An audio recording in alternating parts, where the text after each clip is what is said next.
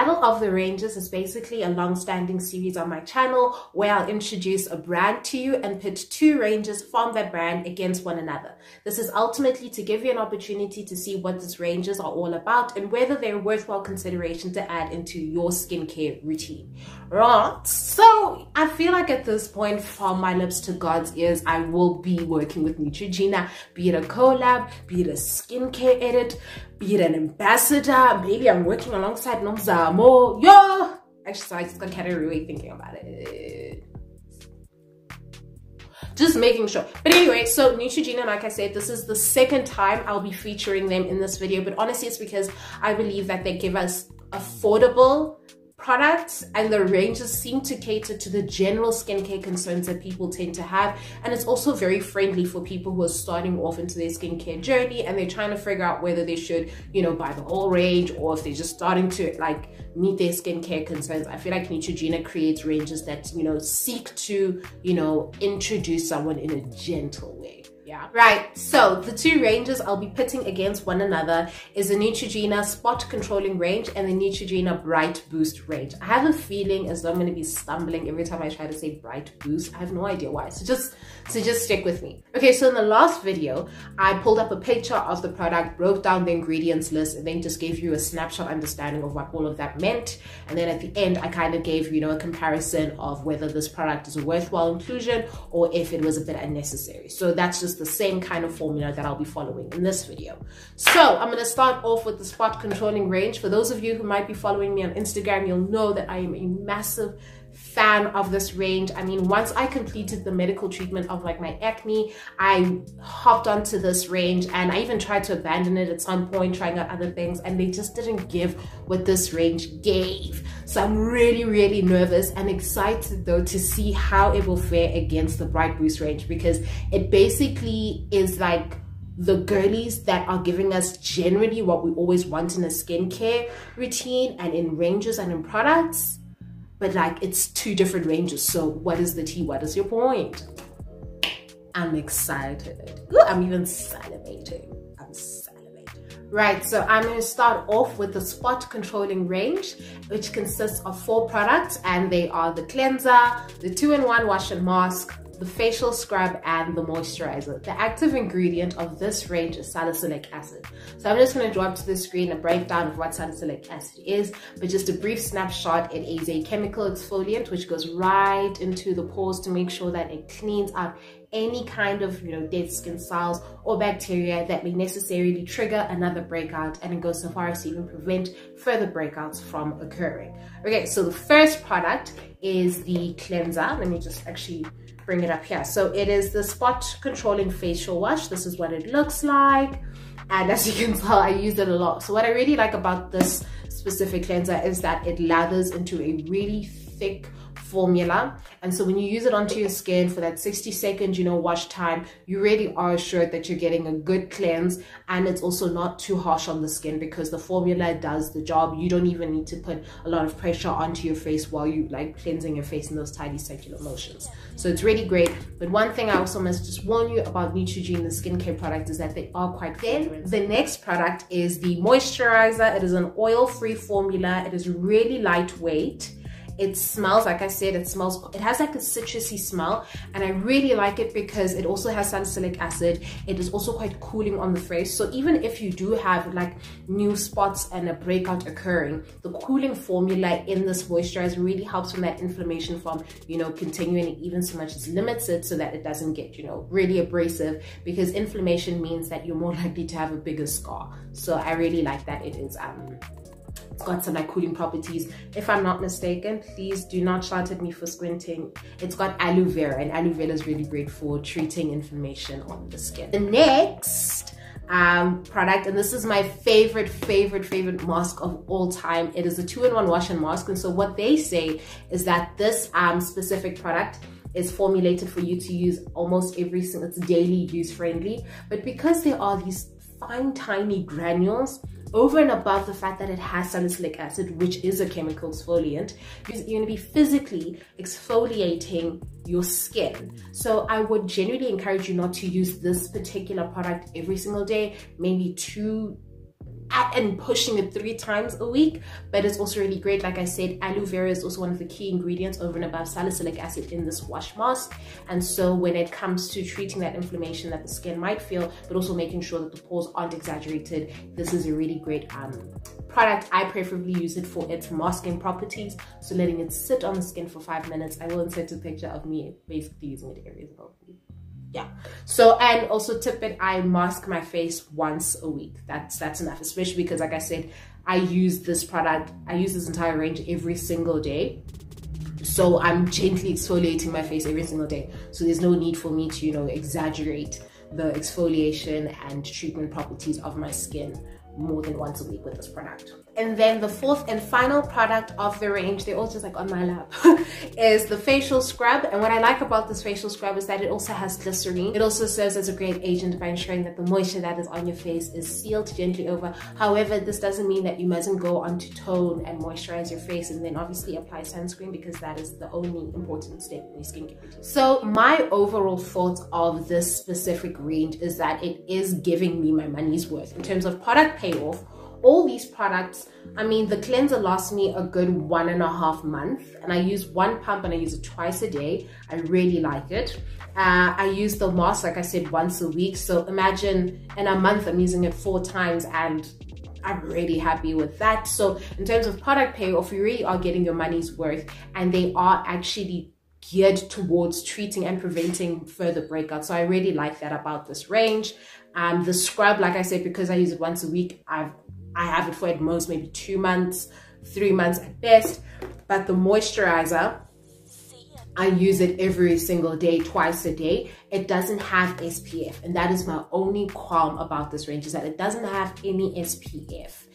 And I feel like if they gave us SPF in this moisturizer, this as a range on its own would be a very good contender, because it gives us a cleanser, it gives us a scrub, it also gives us a mask. So in terms of, you know, weekly and monthly maintenance of the skin, you really are getting everything in like very affordable, easy to follow, and non-complicated, you know, routine. So I really am impressed with the spot controlling range. Maybe my bias is informing this, but I am a personal fan of it. So this is what the range looks like on total. Yay! Up is the Bright Boost range, and I'm really excited to give you the rundown on this range, because it is giving us some things. It is telling us to sit up straight. It is telling us to listen, because it is about some things. So the Bright Boost range is made up of 4 products consisting of 2 moisturizers, an exfoliator body polish, and a serum. So this is very interesting, because it seems as though it is featuring products that are not actually in the spot controlling range, i.e. serum and a moisturizer that has SPF in it. So I'm really curious to see, is it a worthwhile introduction into your skincare routine? Right, so the Bright Boost range has a key ingredient which is called neoglucosamine. So this ingredient is actually quite new, and I would say trending in the skincare industry, because it is set to almost correct and even overarch the things that might be missing in set traditional acne and even Bright Boost treatment ingredients, such as, you know, salicylic acid, licorice extract, alpha arbutin. Like, there's so many, you know, ingredients or key active ingredients that can target acne treatment, and it can target hyperpigmentation separately. But neoglucosamine is set to actually treat both concerns at the same time, gently. That is something for you to sit up straight for. So basically, this range, like I said, is made up of 4 products, 2 moisturizers, a body polish, or what we would call a scrub exfoliator, and a serum. Okay, so I have 3 of the 4 products. So the 4th one I'll just bring up on the screen when giving you a rundown. Oh child, not my hair. Okay, so starting up, we have the Bright Boost SPF 30 Gel Fluid. This one has vitamin C and vitamin E. We all know that vitamin E is honestly your skin's best friend. This is what it looks like for comparison's sake. In terms of proportions, this is what it looks like in front of my hand rather.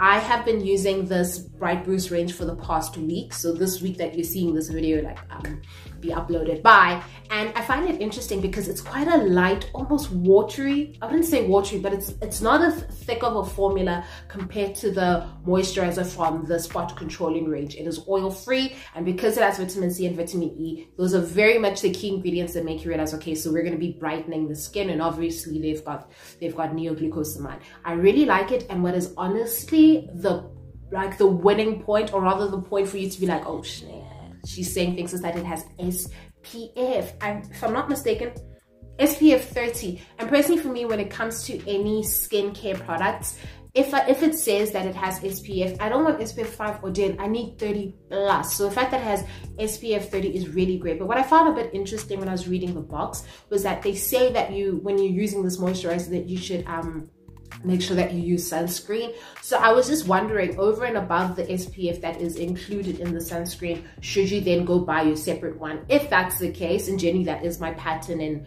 I prefer to always seal my skincare routine with a separate sunscreen, I'll just include a couple of sunscreens on the screen that I would generally suggest that you include into your routine, because they are brown skin friendly, they are lightweight, they're moisturizing, they're oil free, and they don't leave you with like a weird cast where you look like an alien, right? So I found it very interesting. Oh yeah, so for the consistency, they call it a gel fluid, and I can genuinely believe that in terms of the finish and the feel, it is very soft, it is lightweight, it almost gives you like a velvet texture finish on the face. So that was also pretty interesting and really cool.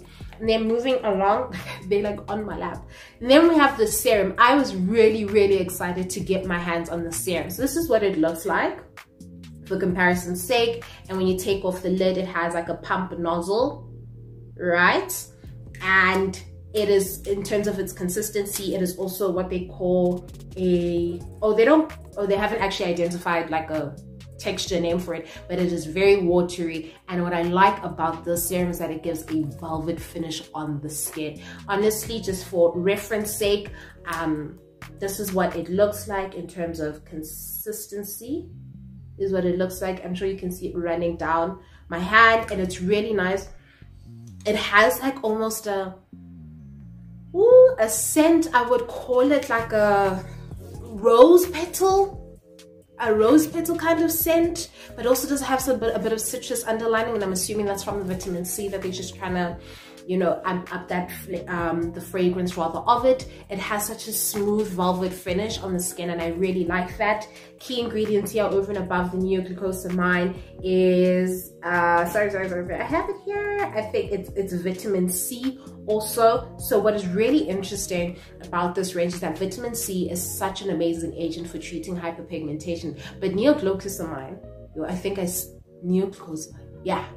So I'm just gonna start calling it Neo-G because I'm tripping over it. So Neo-G is also it plumps up the skin. So think hyaluronic acid functioning, and it also is a humectant. So it basically means that it pulls in the moisture of the skin and makes sure that it doesn't move. This is a game changer because you're basically getting skin plumping effects, you're getting exfoliating effects, you're also getting hyperpigmentation treatment and gentle exfoliation, all in one key ingredient. That is honestly pretty cool and amazing, and I was really happy to buy this. So in terms of brightness and, you know, how does my skin fare compared to when I start using it, and, you know, in the months to come rather, I will give you like a picture that's just tracking that progress on my Instagram. Then the next product, is the Bright Boost Resurfacing Polish, and they say that it is friendly for all skin types. What is interesting about Neo-G as a key ingredient is that it basically meets the skincare concerns of, you know, dry skin, of oily skin, of combination skin, of acne prone skin. I honestly do believe that in terms of introducing a worthwhile product or worthwhile key ingredient into the industry, I think they did some things. They made some points. So basically, for reference sake, in terms of what this polish looks like, it's pretty creamy. I don't know if you can see, it's pretty creamy. It's a formula that does not activate into a lather. So you wet your face and then you go straight in with the product and onto your face. It gives you a creamy finish, and it has very fine granules. in its formula, which is, you know, said to help for exfoliating. What I found when I was using it for the first time was that because I was trying to activate its lather, I was kind of a bit harsh on my skin, and these are not, you know, soft rounded off granules. They are almost true to fine sand granule texture. So really, when you use this, you know, apply warm water onto your face and get right into it, and that's basically how it will fare. Yeah. Now, in terms of how often you would use this specific polish, or I would say exfoliator, is they say it can be used for, you use it for 1 to 3 times a week, and I honestly would agree with that. 3 times, the third time in the week is a slight push, because like I said, neoglucosamine is already a gentle exfoliating agent. Yeah, now you're going to be adding this product on top of that, that is set to even, you know, physically exfoliate. So when I say physically exfoliate, it means that there's granules in the formula. Be frugal when you're using it, because already as is, from the moisturizer to the serum and the gel fluid, they all basically are giving that gentle exfoliating payoff. So the fourth product, I'll just picture it on the screen, is a gel cream. So what I would suspect in terms of when would you use this and why would you use this compared to the SPF gel, is that it is more suited for using in the evening time, or if you are someone that prefers to, you know, just have your own sunscreen, you can get that gel cream where you use it twice a day, and only during the day do you apply your sunscreen. But seeing as I ordered the gel cream, it just hasn't arrived yet, I'm going to keep that to evening use, and I'll use the SPF gel fluid during the day. Because it's a gel cream, it comes in a tub, and in terms of consistency, it's slightly thicker. For reference sake, the Hydro Boost, Neutrogena's Hydro Boost gel cream, in terms of comparing like what the texture looks like, is pretty much that. So takeaway points from this range is that it is lightweight, it is gently fragranced, and it is here to serve and meet basically almost all of your skincare concern needs. Right, to give my final thoughts on both of the ranges, I still maintain that the spot controlling range should introduce some kind of SPF element. However, I will give them credit in not giving us SPF, because it allows you to introduce an SPF outside of their moisturizer, because then that moisturizer can be used for day and night. For both ranges, in fact, for both ranges, where is the toner? I don't understand why we don't have toner from either, you know, ranges. And I think it would have been incredibly interesting to see neoglucosamine formulated into a watery toner consistency. I think that would be honestly a game changer. So now you're asking yourself, okay, but like, which range should I get? I am personally an advocate for hybrid range mixing. So basically, you take a cleanser from one range, you do this from another range, and you mix that. That's how you can basically maximize your experience of using a specific skincare product to build your routine. But also, if you are someone who is a loyal customer, it all falls under the Neutrogena brand. So you're more than welcome to actually mix. So if you don't want to mix and you want to know which range should I buy, identify your skincare needs. So if you need something that's going to help maintain regular breakouts, and over and above that you have hyperpigmentation concerns and you want to make sure that your skin maintains its moisture and your barriers never compromise, then the Bright Boost is the range that you should consider. However, say you have your own serum that you like to use for managing hyperpigmentation, and you have your own sunscreen that you like to use, then I would say go for the spot controlling range. The spot controlling range is more formidable for someone who knows how to kind of be flexible and to create their own skincare routine. Whereas the Bright Boost range is very user and beginner friendly, because you get the cleanser, actually you don't have a cleanser. You don't have a day-to-day use cleanser available. So that's where I would say use the cleanser from the spot controlling range for daily use, for everyday use rather, then everything else falls into. That's also another thing that's lacking from the Bright Boost range, is that they don't have an everyday cleanser. The polish that they came out with is great, but like they say on the on its container, that you can only use it for at most 1 to 3 times in a week. So you need something to kind of help you out in the middle. But like I was trying to say, if you are looking for something that kind of meets all your needs at once, and you don't need to overthink in terms of balancing serum to sunscreen to cleanser ratio, then the Bright Boost range is more formidable, because all you would have to consider adding onto this range is the cleanser from there. So you basically still get the chemical exfoliant and chemical exfoliant and cleansing kind of payoff that you would want in any of your skincare routines, you know, you get it from putting the cleanser onto this range. So yeah, in terms of who's winning, who's losing, honestly, I still maintain that neither is better or worse. You know, it is a necessary inclusion into the skincare community and industry, this Bright Boost range. However, they still can be improved. Give me a daily cleanser, give me a toner, and I might just have to switch over. But for the time being, I'm actually implementing a hybrid usage of specific products from each of the ranges.